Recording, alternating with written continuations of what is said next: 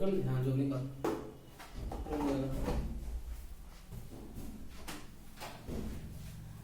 Good morning students, मैं GK Yadav आज आप लोगों के लिए लेकर आया हूँ प्रकाश के परावर्तन का जो अगला टॉपिक था दर्पण, और हम बात करते हैं आज दर्पण के बारे में। तो सबसे पहले दर्पण के बारे में हम जानेंगे कि दर्पण है क्या और यह किस चीज का बनता है। तो दर्पण पढ़ने से पहले हम उनके बारे में जान लेते हैं, फिर डेफिनेशन लिख लेंगे। तो दर्पण जो है यह कांच का बनता है। कौन सी का बनता है? कांच का बनता है। दर्पण कांच का बनता है। और जब कांच के टुकड़े पर एक साइड से पेंट कर दिया जाता है तब यह क्या बनता है? दर्पण। कांच को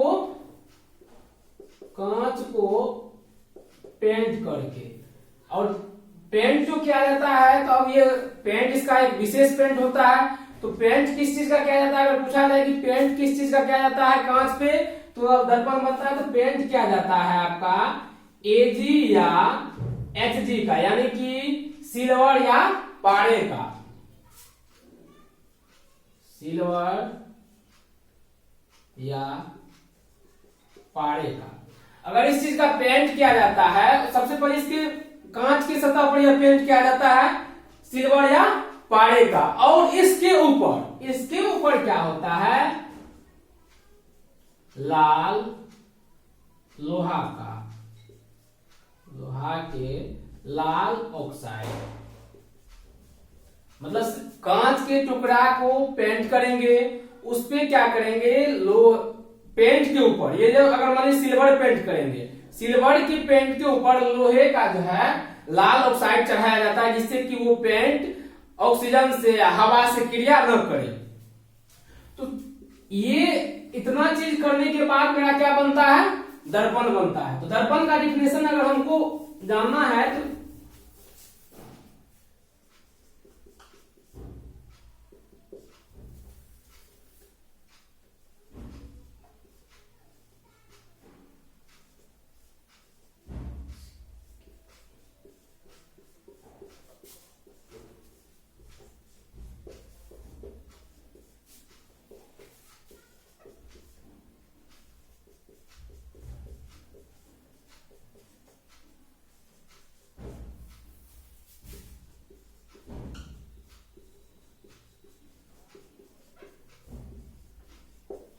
जब कांच की एक सतह पर पेंट किया जाता है तो वह दर्पण कहलाता है। अब पेंट किस चीज का किया जाता है?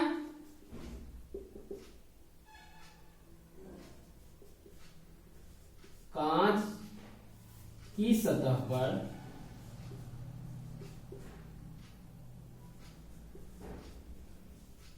सिल्वर या पारे का पेंट किया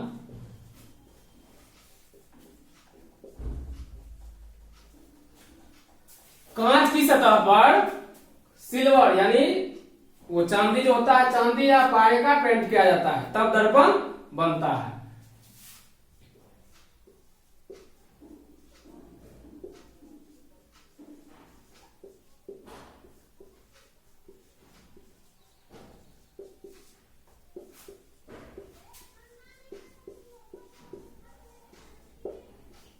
दर्पण मुख्यतः दो प्रकार के होते हैं।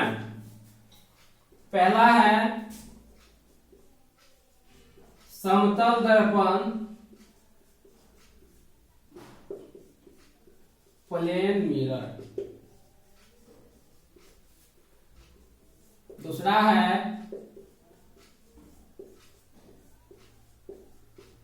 गोलीय दर्पण,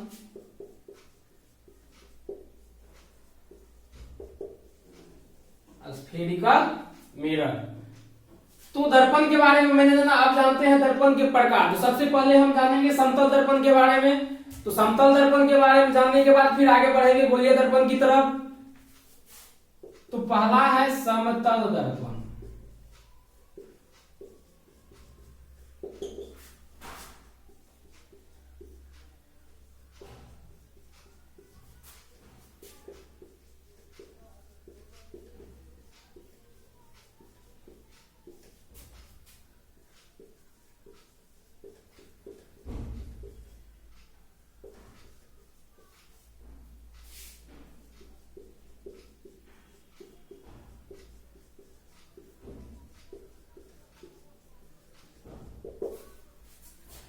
जिस दर्पण का परावर्तक सतह सीधा हो उसे समतल दर्पण कहते हैं। यानी कि दर्पण आईना आप लोग जानते हैं कि वो सीधा भी होता है, गोलाकार भी होता है। तो जो दर्पण सीधा रहेगा उसे हम क्या कहेंगे? समतल दर्पण। सिंपल सा परिभाषा है इनका कि जिस दर्पण का परावर्तक सतह होता है, जिस तरफ से हम अपना चेहरा देखते हैं दर्पण में या किसी भी वस्तु का चेहरा देखते हैं, तो उस सतह को हम परावर्तक सतह कहते हैं।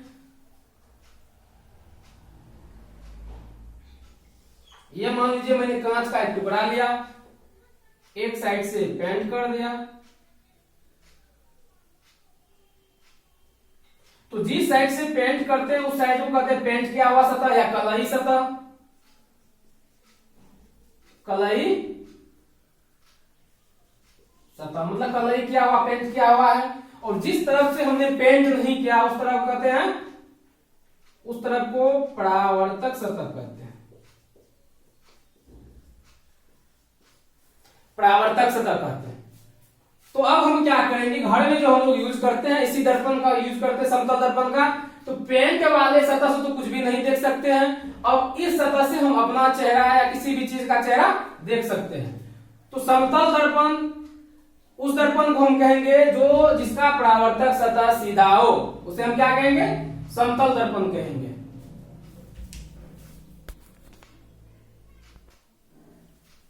अब समतल दर्पण के बाद है क्या? गोलीय दर्पण। तो गोलीय दर्पण के बारे में सिंपल सा परिभाषा है इसका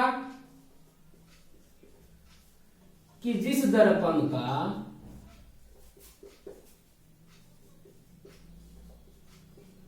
परावर्तक सतह गोलाकार हो,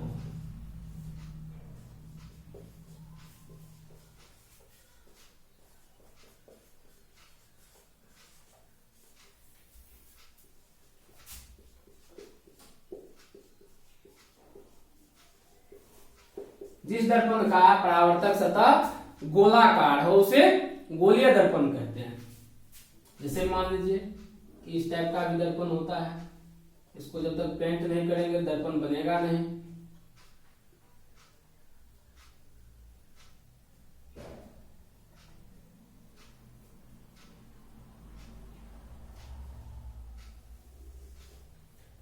इस तरह का भी है, एक बार अंदर से पेंट करते हैं।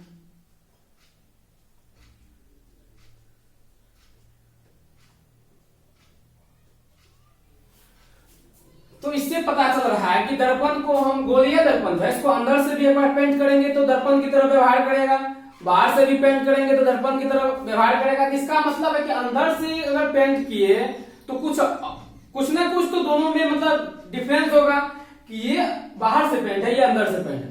तो मतलब आखिर अगर मान लीजिए कि सेम इसका रहता, गुण भी सेम रहता, तो फिर हम बाहर अंदर करने की कोई जरूरत नहीं थी। इसका मतलब है कि बाहर से पेंट करने पर और अंदर से पेंट करने पर इसका कुछ न कुछ गुण बदल जाता है। तो सिंपल सा है कि गोलीय दर्पण भी आपका दो भागों में बटा हुआ है।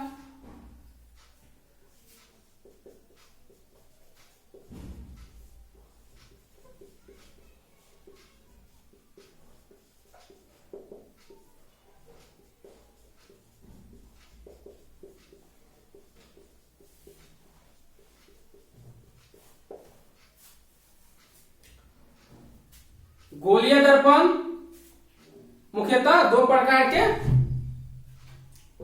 होते हैं। पहला है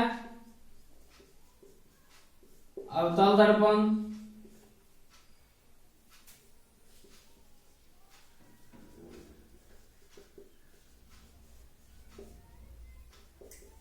फिर अगला है उत्तल दर्पण,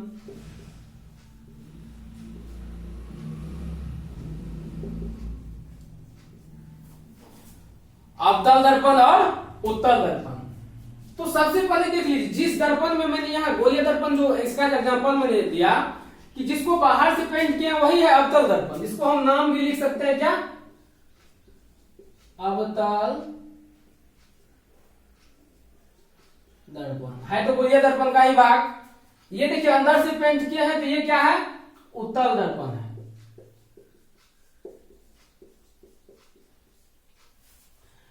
तो दर्पण कैसा होता है, अवतल दर्पण कैसा होता है, तो चित्र से ही हम डिफिनेशन फिर निकालेंगे।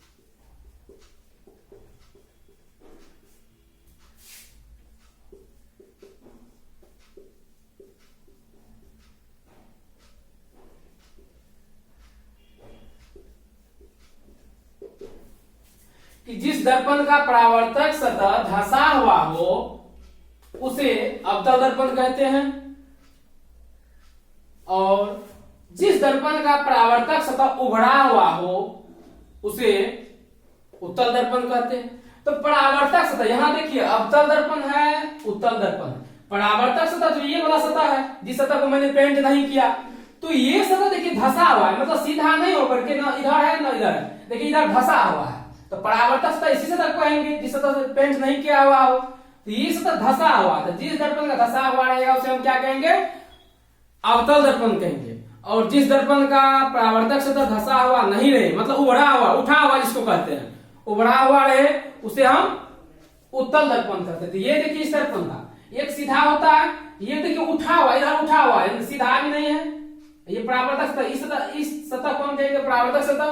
तो ये उठा हुआ है, तो जिस दर्पण का परावर्तक सतह उठा हुआ रहता है उसे हम क्या कहते हैं, उत्तल दर्पण कहते हैं।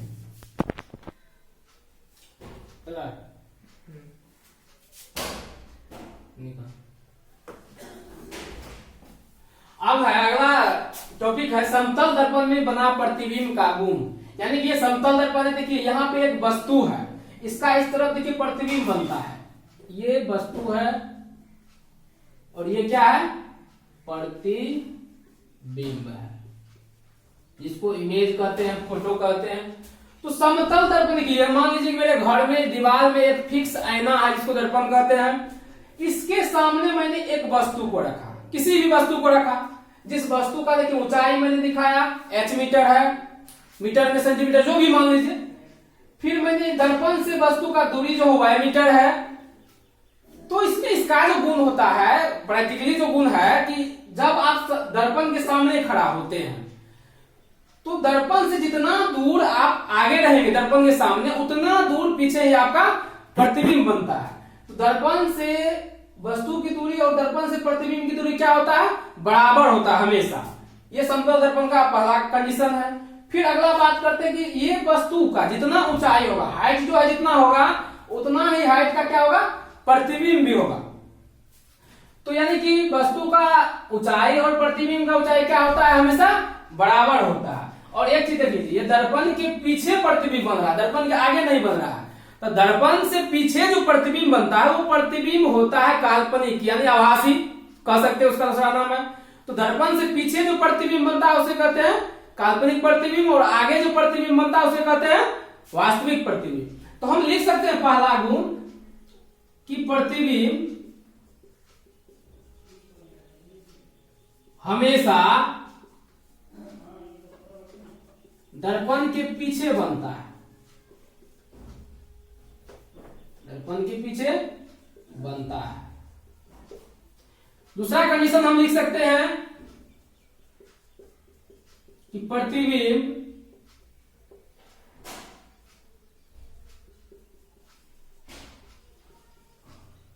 काल्पनिक और सीधा बनता है। तीसरा लिख सकते हैं,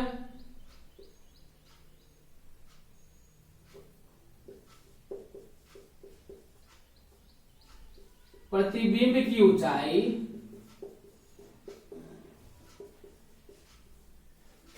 तथा वस्तु की ऊंचाई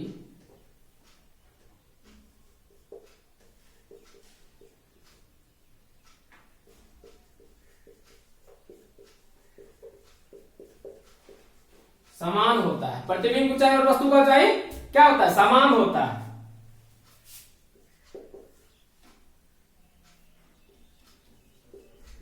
दर्पण से प्रतिबिंब की दूरी तथा वस्तु की दूरी समान होता है। यानी कि दर्पण से जितना दूर प्रतिबिंब रहेगा उतना ही दूर वस्तु भी रहेगा। तो वही लिखा, दर्पण से प्रतिबिंब की दूरी तथा वस्तु की दूरी समान होता है। फिर अगला कंडीशन है, एक चीज गौर करने वाली बात है कि आप अगर दर्पण की ओर देखते हैं तो आपका जो प्रतिबिंब बनता है दर्पण में वो आपकी ओर देखता है, और आप अगर दायां हाथ उठाते हैं तो उसका लगता है कि वो उधर से बायां हाथ उठाता है। तो आप प्रतिबिंब की तरफ देख रहे हैं, प्रतिबिंब आपके तरफ देख रहा है, आप दायां हाथ उठा रहे हैं और प्रतिबिंब बायां हाथ उठा रहा है,